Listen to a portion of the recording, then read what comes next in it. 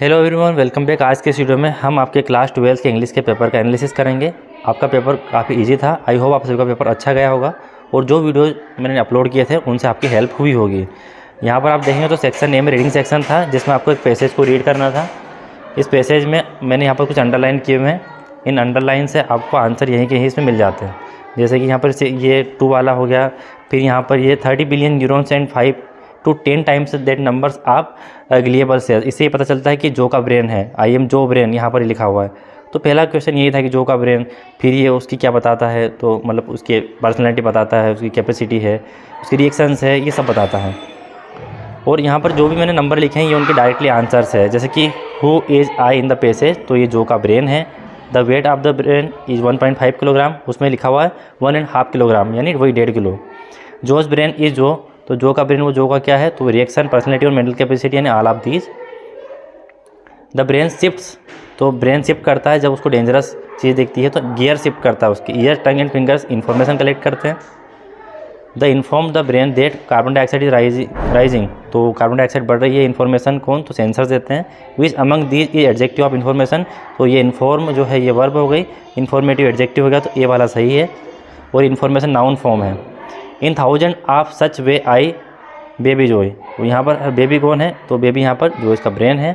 The brain require of oxygen in oxygen he inhale, तो यहाँ पर 20%, तो जो भी ऑक्सीजन हम लेते हैं उसका 20% ब्रेन को चाहिए। Give the verb form of contraction, तो कॉन्ट्रैक्ट ये वर्ब फॉर्म है, कॉन्ट्रैक्शन नाउन फॉर्म है। इसके बाद हम चलते हैं आपके नोट मेकिंग पे। रीड द पैसेज केयरफुली, और यहाँ पर इसको आपकी नोट मेकिंग, तो आप यहाँ पर देखेंगे तो आपको मेडिटेशन, और इससे आपको ऑब्वियस बेनिफिट होता है, बेटर हेल्थ होती है, फोकस होता है, कंसंट्रेशन होता है। तो बेनिफिट्स ऑफ मेडिटेशन या फिर इंपॉर्टेंस ऑफ मेडिटेशन, ये आपका जो है नोट मेकिंग का टाइटल होना था। इसके बाद में आप आराम से बना सकते थे, क्योंकि नोट मेकिंग के लिए ऑलरेडी मैं वीडियो बना चुका हूँ कैसे आपको फाइंड आउट करके नोट मेकिंग बनाना है। राइटिंग सेक्शन में आपको एक नोटिस बनाना था जिसमें आप वाइस कैप्टन है एनुअल फंक्शन के लिए। यहाँ पर आप या फिर एक अट्रैक्टिव पोस्टर बना सकते हैं जिसमें आप वही people against unclaimed article like doll वगैरह ये देखें तो इनको छूना नहीं है। तो लोगों को एजुकेट करना है कि जो भी आपको अनक्लेम्ड चीज़ें दिखे, पोस्टर, डोल, टिफिन बैग, इनको छूना नहीं, क्योंकि उनमें बम वगैरह हो सकता है। ये आपको इन्फॉर्म करना है, अवेयर करना है उनको। अब यहाँ पर आपका एड्रेस है Sunil, residing at 26 Gandhi colony Ujjain. Write a letter to your friend, आपको अपने दोस्त को लेटर लिखना है। स्पेंड समर वेकेशन स्पेंड करने का। Then write a letter to the post master to the head post office to complain against the postman की complaint करने के लिए आप पोस्ट मास्टर जो कि हेड ऑफ पोस्ट ऑफिस है उसको आप लिख रहे हैं। आपका एड्रेस ये है, क्योंकि वो ठीक तरीके से डाक को डिलीवर नहीं करता या बात नहीं करता जो भी है। या 120 वर्ड्स में आप importance of tree value of game, इनमें से एक पर आपको टॉपिक लिखना था। अब यहाँ पर देखिए आपको जो है विटनेस्ड ऑफ एन एक्सीडेंट, तो आप जो है विटनेस्ड है और आपको लिखना था यहाँ पर कि आपने एक्सीडेंट देखा हुआ है, डेथ, इंजरी, हॉस्पिटलाइज्ड, ये आपको लिखना था रिपोर्ट राइटिंग। अब सेक्शन से ग्रामर में आप आ जाइए। Fill in the blanks using the correct option. आपको कोई 5 करने थे। We keep our bread in fridge, हम ब्रेड को कहाँ रखते हैं, फ्रिज में। इट डजेंट गो बैड, जिससे ख़राब ना हो, ताकि वो ख़राब ना हो, so that. How milk uncountable ना होने तो मचा आएगा। Then Indian youth is full of, यानी उम्मीद से भरे हुए हैं। मोहन स्पीक 2 लैंग्वेज, ये उसकी एबिलिटी बता रहा, तो कैन आ जाएगा modal verb.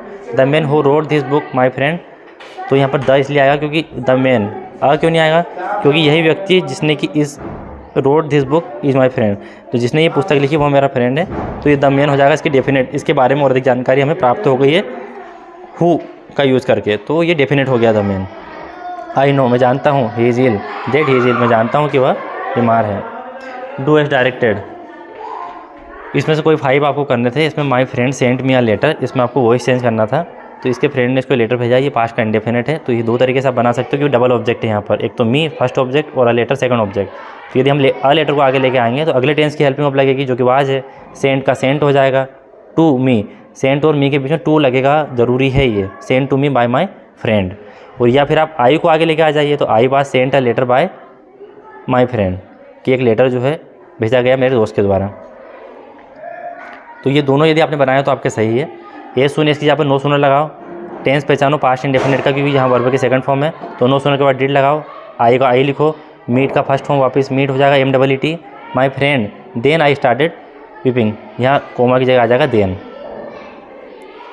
You can catch the bus, आपको यहाँ पर देखिए इफ़ की जगह पर अनलेस लगाना था, तो इफ़ की जगह पर अनलेस लगा दिया, लेकिन इसका मतलब यदि होता है और इसका मतलब यदि नहीं होता है, तो आपको कहीं तो नहीं लगाना है।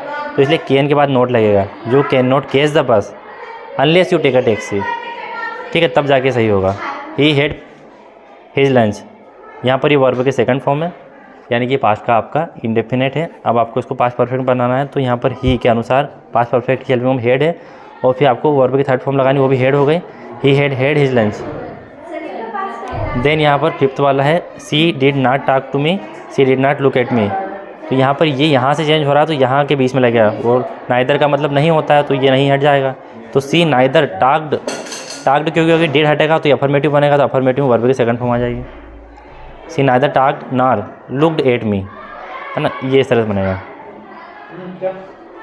फिर आपको यहाँ पर इन जो सेंटेंस है इसमें इनको पैराजम्बल को ठीक ठाक करना था, जिससे कि सही सेंटेंस बने। तो क्वेश्चन आ रहा है, इसका मतलब क्या होगा, क्वेश्चन WH वर्ड से स्टार्ट होगा या इंट्रो हेल्पिंग वर्ब से स्टार्ट होगा। तो यहाँ देखिए how much experience you have got, how much experience you have गोट।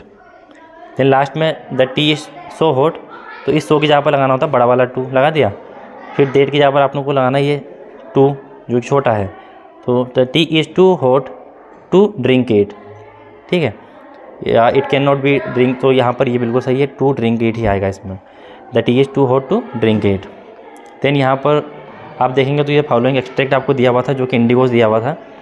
यहाँ पर देखिए दिसंबर में एनुअल कन्वेंशन रखी गई थी, वहाँ पर 2301 डेलीगेट्स थे, और उस टाइम पर कोई मिलने आया था पेशेंट जिसका नाम था, तो 1916 में आया था। तो कितने थे, 2301 डेलीगेट्स थे। और राजकुमार शुक्ला गांधी से कहाँ मिले, तो कब मिले, तो 1916 में, ना कि 1917 में। 1917 में तो उनके दिमाग में आया कि मुझे अंग्रेजों को यहाँ से बाहर निकालना है। Give the similar meaning of the word pheasant, pheasant यानी किसान मतलब farmer. Champaran situated near Nepal, वो तलहटी में था, नेपाल आएगा। From which lesson the extract, तो इंडिगो से लिया हुआ है। उसमें 1916 100% सही है ना, उसमें डाउट में मत करना। अभी यहाँ पर एक आपको दिया माई मदर है 66 से एक पोएम आपको दी हुई है, the poetess is coming from. तो पोएटेस कहाँ से आ रही थी, तो हर पेरेंट्स होम से आ रही थी, और कहाँ जा रही थी, कोचिंग जा रही थी एयरपोर्ट पर।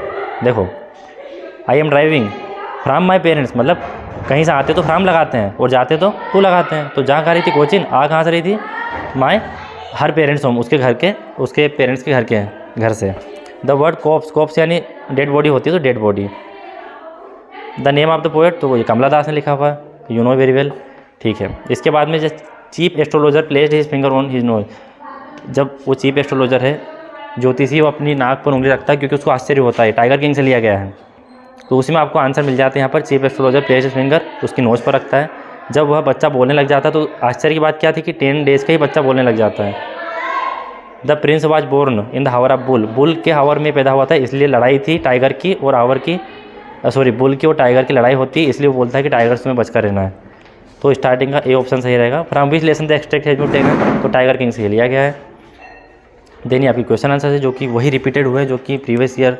तो आई होप आपका पेपर काफ़ी अच्छा गया होगा। मिलता हूँ दोस्तों आपसे अलग इन्फॉर्मेटिव वीडियो में। वीडियो अच्छा लगा तो लाइक जरूर कीजिएगा, साथ में अपने दोस्तों में शेयर जरूर कीजिएगा। यदि आपकी कोई डाउट हो तो मुझसे कमेंट बॉक्स में पूछ सकते हैं।